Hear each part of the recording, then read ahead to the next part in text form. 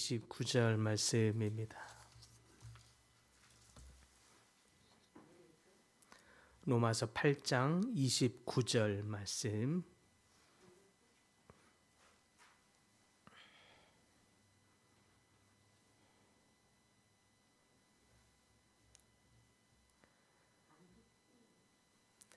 한 목소리로 함께 봉독합니다. 하나님이 미리 아신 자들을 또한 그 아들의 형상을 본받게 하기 위하여 미리 정하셨으니 이는 그로 많은 형제 중에서 맏아들이 되게 하려 하심이니라. 아멘. 여러분, 처음 구원 받았을 때의 그 기쁨, 그 감격 기억이 나십니까? 죄의 사함에 이 자유가 주던 어떤 기쁨, 또 하나님의 자녀가 되었다라고 하는 어떤 확신이 주는 어떤 감격, 그런 기억들이 있을 것입니다. 그런데 하나님은 또 우리를 그 지점에만 머물러 있기를 원치 않으십니다. 로마서 오늘 본문에 보니까 미리 아신 자들을 또한 그 아들의 형상을 본받게 하기 위하여라고 표현하는 것을 보면 하나님의 목적은 우리가 이제 하나님의 자녀가 된 것에만 머물러 있지 않고 또 예수 그리스도의 형상으로 빚어 가시는 것을 원하신다는 것을 우리는 볼 수 있습니다. 그런즉 우리가 구원을 받아서 하나님의 자녀로 변화되었다라고 하는 이 신분의 변화는 단지 우리의 최종적인 목적이 아니라 출발선이라고 할 수 있겠습니다. 목적지는 무엇입니까? 그리스도를 닮아가는 것이라고 할 수 있겠습니다. 그러므로 우리는 스스로에게 물어볼 수 있어야 합니다. 여러분은 구원을 하나님의 이 여정, 회복의 여정, 형상 회복의 여정으로 생각하는가? 아니면 이제 나의 신분의 변화된 것, 이것은 이제 끝난 것, 이제 다 되었다고 여기는가? 하나님께서 우리를 미리 아시고 예정하사 우리를 구원하셨다라고 하는 이 사실은 우리의 변화가 우리의 어떤 의지의 성과로 말미암는 것이 아니라 하나님의 선한 계획에서 출발된 것임을 우리는 믿어야 합니다. 그 하나님께서 우리를 하나님의 자녀로 하나님의 뜻으로 하나님의 예정하심으로 우리를 하나님의 자녀 삼아 주셨다면, 그렇게 우리를 이제 출발하게 하셨다면 궁극적으로 하나님을 닮아가는 일에까지 하나님 반드시 그 착한 일을 시작하신 주께서 이루실 줄 믿습니다. 그렇다면 그리스도의 형상을 닮아가는 것 어떻게 우리 안에서 이루어질까요? 바울은 갈라디아에서 이렇게 말합니다. 너희 속에 그리스도의 형상이 이루기까지 다시 해산하는 수고를 하노니. 어떤 사람은 혹자는 목사님, 우리는 구원을 받았고 하나님의 자녀가 되었는데 왜 우리에게 다시 고난이 있습니까? 라고도 말할 수 있겠습니다. 그 이유를 바울은 갈라디아에서 분명하게 말하길 하나님의 형상을 이루기까지 산모가 해산하는 것과 같은 수고를 하게 된다고 말하고 있습니다. 왜냐니까 우리가 그리스도의 형상으로 닮아가는 것은 한 번에 뚝딱 번개와 같이 한순간에 그리스도를 뚝딱 닮아가지는 것은 아니기 때문에 그렇습니다. 성령님께서 때로는 말씀을 통해서 우리를 닮아가게 하시고 우리가 속한 이 공동체를 통해서 하나님이 닮아가게 하시고 때로는 고난을 통해서 우리를 그리스도를 닮아가도록 이끄십니다. 이 모든 도구들이 하나님께서 우리가 더욱 그리스도를 닮아가도록 하시는 도구라고 하는 것입니다.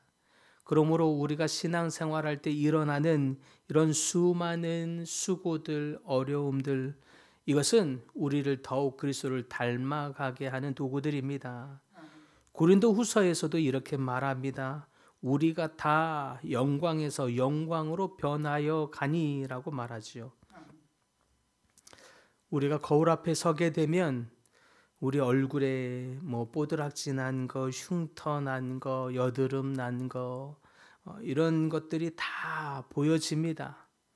그와 같이 우리가 공동체에 속하면 우리 서로의 지체의 모습을 통해서 내 마음의 어떠함, 모남, 연약함, 투박함, 뭐 완고함, 부지런함, 게으름, 뭐 여러 가지 모습들이 다 드러나게 되어 있죠.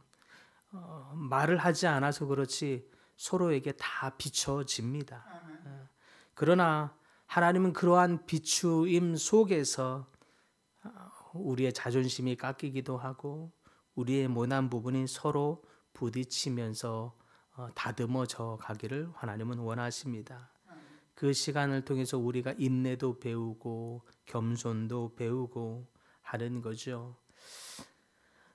때로는 우리가 예상치 못하는 이 공동체 안에서 어려움이 일어나는 것, 그런 시간을 통해서 때로는 연단을 배우고 또 하나님께 나아가는 방법도 배우고 하나님을 부르짖는 방법도 배우고 하게 합니다. 이런 모든 배움을 통해서 하나님은 우리가 더욱 성화의 과정으로 나아가도록 인도하시는 것입니다. 이런 일들이 편안하고 자연스럽고 뭐 마냥 결과적으로는 하나님의 뜻이 있지만 마냥 좋은 것은 아닙니다. 불편하기도 하죠. 자존심이 깎여진다는 것은 이 깎여지는 아픔이 있습니다. 그냥 자연스럽게 수용되고 편안하게 받아들여지는 것은 아닙니다. 내면에서 끊임없는 씨름과 싸움, 이런 마음들이 있죠.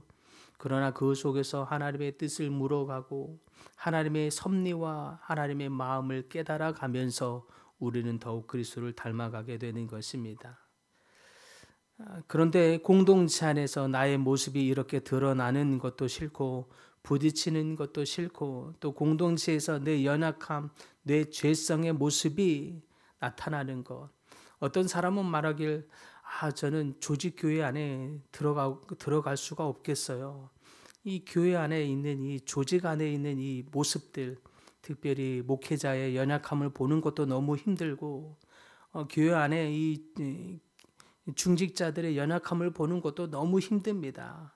정말 교회라고 했는데 너무 실망스러워요 라고 해서 자기는 교회랑 너무 안 맞다고 얘기하는 사람도 만난 적이 있었습니다. 그 지체는 그분은 하나님의 공동체를 통해서 하나님의 형상을 닮아가게 한다는 하나님의 선한 뜻과 의도를 아직 모르는 것이죠. 이에 반해서 어떤 청년은 이렇게 이야기한 적이 있습니다. 그는 믿음이 뜨겁지만 제 안에 여전히 성격이 급하고 말이 거칠기도 하고 투박했던 제 모습이 말씀 가운데서 드러나지고 또 깨달아지게 됩니다. 그때마다 제가 하기로 한 가지의 결정이 있는데 하나님이 들려주시는 한 가지의 음성에만 그 한 가지만 붙들고 하루에 한 가지씩 순종한다, 실천한다라고 결정했다는 것입니다. 그래서 성령님께서 깨닫게 해주시는 그 마음이 있으면 꼭 그때마다 일기에 묵상 노트에 적어서 오늘은 이렇게 순종하겠나이다 라고 그렇게 결단하며 삶을 살아가고 있었습니다. 그러던 어느 날 직장에서 부당한 말을 상사로부터 듣게 될 때가 있었습니다.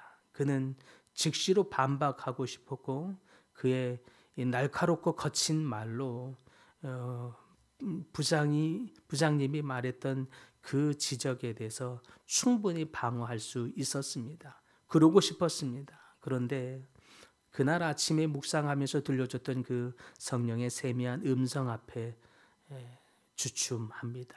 그리고 혼자서 침묵하면서 이런 순간에 하나님을 닮아가라고 하는 것이구나. 그는 기억하면서 침묵하고 그 주셨던 하나님의 말씀에 순종함으로 그 관계를 깨뜨리지 않으려고 애를 썼다고 고백했습니다. 그와 같은 반복된 실천들이 그로 하여금 점점 더 온유한 사람으로 만들어 갔습니다. 그러더니 어느 순간에는 아직 여전히 모난 데가 많이 있는 청년이라고 말했지만 많은 사람들이 참 저 청년은 예수를 닮았다라고 하기까지 했고 이제 회사에서는 예수쟁이로 소문이 났다고 했습니다. 이와 같이 그리스도의 형상을 닮아간다는 것은 어떤 거창한 결심, 단 한 번의 결심으로 이루어지는 것이 아닙니다.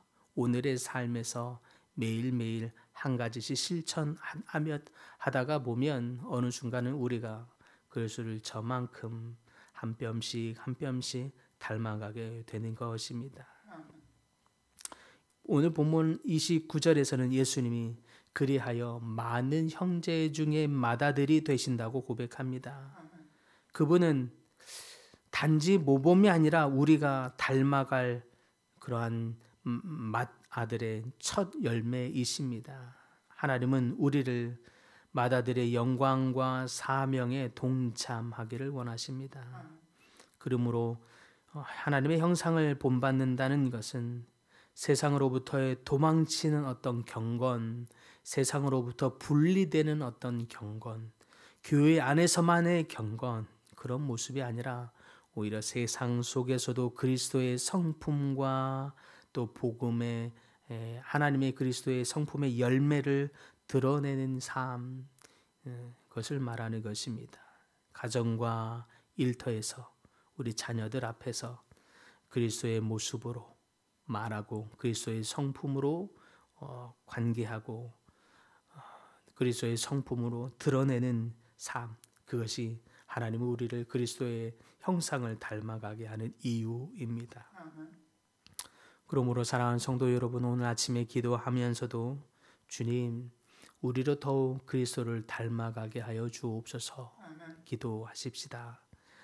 우리가 마음을 열어서 말씀으로 그리스도의 성품을 깨닫게 하시고 또 공동체의 관계 안에서 도망가고 또 고립되고 숨어 있지 않고 더욱 적극적으로 공동체 안에서 교제하고 관계하면서 서로 때로는 부딪히는 이 부딪힘을 우리가 나는 교회와 맞지 않아 하면서 교회 안에 공동체 안에 들어오지 않아야 할 이유가 되는 것이 아니라 더욱 우리가 공동체 안에서 깎이고 또 다듬어져서 그리스도의 형상을 닮아가야 한다는 사실을 깨달음으로 말미암아 더욱 그리스도를 닮아감으로 세상 가운데 그리스도의 형상을 드러내는 향기를 드러내는 모든 분들이 다 될 수 있기를 간절히 축복합니다.